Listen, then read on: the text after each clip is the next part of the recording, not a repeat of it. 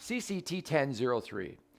A little superheat in the suction line is usually indicating what? Is it A, that liquid refrigerant is unlikely to go back to the compressor? B, is it suggesting that you have a grossly oversized evaporator?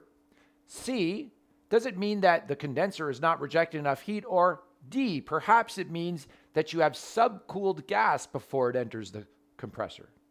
Well, let's take a look at our refrigeration cycle right here with all the components. What's going on in the evaporator? Well, liquid refrigerant is going to be fed through the metering device, and we get a sudden pressure drop and corresponding temperature drop, which begins the boiling process of the refrigerant at a very low temperature.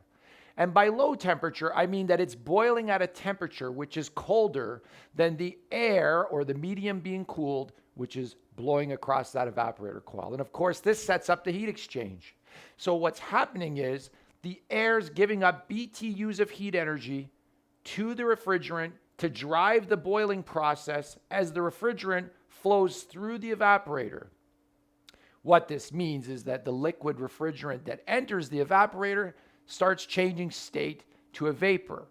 Ideally, we want to absorb as much heat as possible from the air or the medium being cooled into the refrigerant as it boils, so that all of the liquid in the evaporator is boiled off to a vapor. By changing state, we absorb as much heat as possible. It's the latent heat of absorption.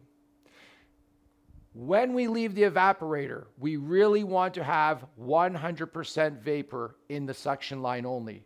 And 100% vapor in the suction line can only be proven to exist if you have a little superheat. Because once you boil all the liquid off in the evaporator, yet you still absorb a little bit of extra heat from the air blowing across the evaporator, the 100% saturated vapor that leaves the evaporator picks up some sensible heat energy, and that's reflected in a measurement of superheat. So if you have superheat leaving the evaporator and in the suction line, it means it's impossible to have liquid in the suction line. Therefore, your answer is A.